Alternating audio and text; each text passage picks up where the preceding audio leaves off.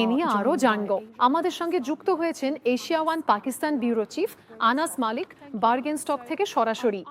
ধন্যবাদ আনাস। তো আনাস, এই যে আমরা শুনছি ক্যাট কোয়াড ল্যাটারাল মিটিং, এটা আসলে কি? এটা কি? আমি ঠিক এখন দাঁড়িয়ে আছি সেই ঐতিহাসিক কক্ষে, যেখানে কিছুক্ষণের মধ্যেই বিশ্ব দেখবে ইরান, পাকিস্তান, কাতার এবং যুক্তরাষ্ট্রের নেতৃবৃন্দ, বিশিষ্ট ব্যক্তিরা একত্রিত হচ্ছেন ইসলামাবাদের প্রচেষ্টায়। ইসলামাবাদ অসম্ভবকে সম্ভব করে তুলছে। আমরা একই ধরনের দৃশ্য দেখেছিলাম 11ই এপ্রিল ইসলামাবাদে হওয়া আলোচনায়।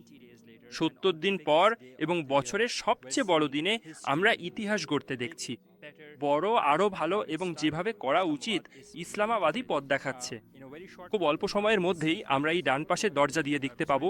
দুঃখিত, জায়গাটা একটু ছোট, এজন্যই আমরা আপনাদের ঠিকভাবে দেখাতে পারছি না বা ক্যামেরা ঘুরাতে পারছি না। কিন্তু খুব শীঘ্রই আমরা দেখব কর্মকর্তারা এখানে এই অংশে প্রবেশ করবেন, তারা বসে পড়বেন।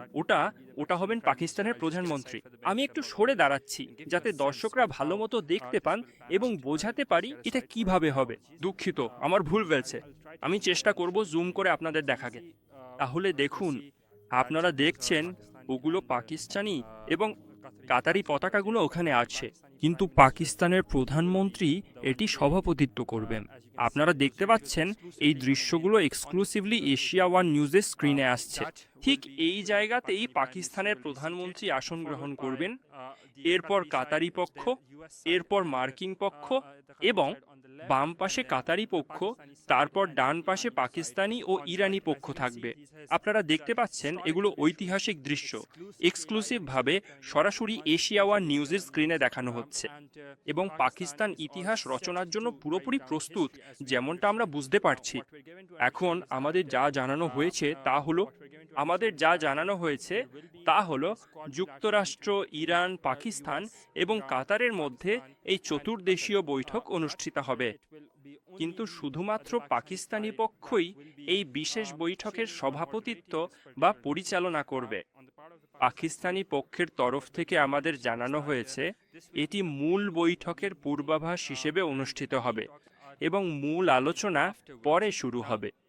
এখন এই আলোচনার মূল কাঠামোটি এমনভাবে সাজানো হয়েছে যে, যদিও এই আলোচনা মূলত অত্যন্ত গুরুত্বপূর্ণ এবং জটিল বিষয়গুলোর সমাধানে, একই সঙ্গে এগুলো একে অপরের ওপর নির্ভরশীল এবং আমাদের মূল লক্ষ্য হচ্ছে এই ভাগগুলো যেন সঠিকভাবে পূরণ হয়। যেসব বিষয় এখনও অমীমাংসিত অবস্থায় রয়ে গেছে সেগুলো যেন দ্রুত সমাধান হয় এবং এই ভাগগুলো পূরণ হলে ব্যর্থতা বা ভেঙে পড়ার সম্ভাবনা যেন সর্বনিম্ন পর্যায়ে থাকে সেটি নিশ্চিত করা।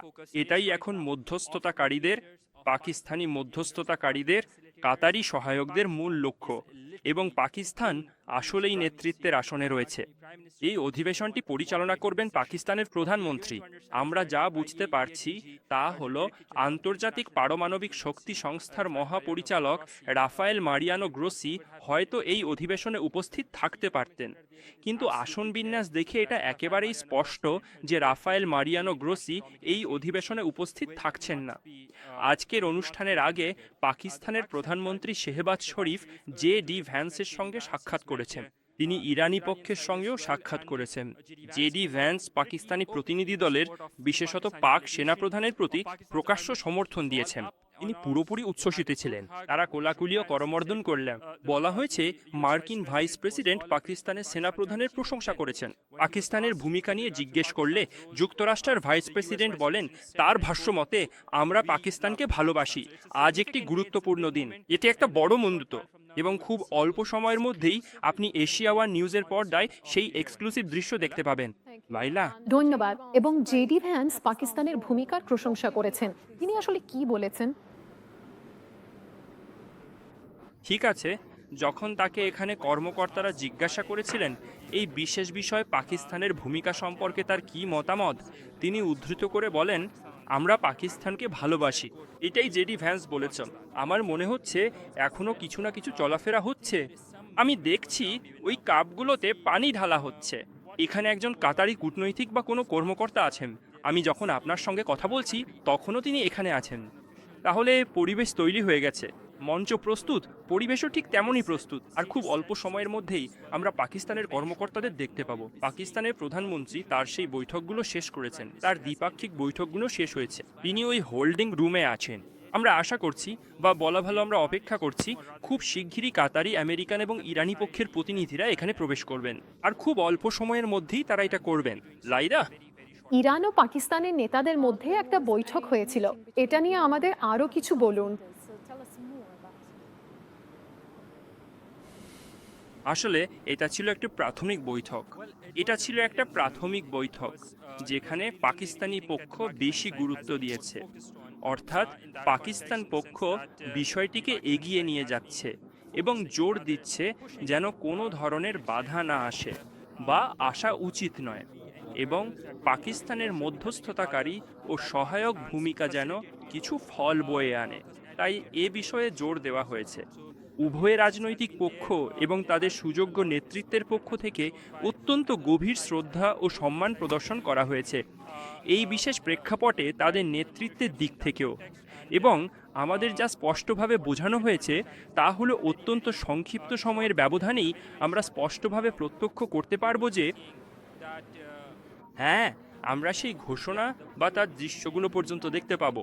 এখন কাতারি পক্ষ নিশ্চিত করেছে যে ওই বৈঠকগুলো অনুষ্ঠিত হবে। তারা এই বৈঠকগুলোর সূচনার ঘোষণাও দিয়েছে এবং বলেছে যে উচ্চ পর্যায়ের কমিটির প্রথম বৈঠকে অংশ নেবে যুক্তরাষ্ট্রের প্রতিনিধি, ইসলামিক রিপাবলিক অফ ইরান এবং দুই মধ্যস্থতাকারী রাষ্ট্র কাতার ও ইসলামিক রিপাবলিক অফ পাকিস্তান।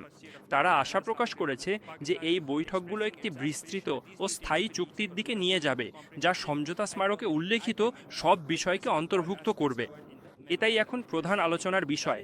আমি যখন আপনার সাথে কথা বলছি, আর খুব অল্প সময়ের মধ্যেই, যেমনটা আমি বলেছি, অত্যন্ত অল্প সময়ের ব্যবধানেই আমরা দেখতে পাবো ওই প্রতিনিধি দলগুলো ভেতরে প্রবেশ করতে শুরু করছে। আমরা শুধু ওই প্রতিনিধি দলগুলোর আগমনের অপেক্ষায় আছি। আপনি যেমন দেখতে পাচ্ছেন এশিয়া ওয়ানের স্ক্রিনে সরাসরি এবং এক্সক্লুসিভভাবে সেই ঘর থেকেই, যেখানে অল্প কিছুক্ষণের মধ্যেই ইতিহাস রচিত হতে যাচ্ছে।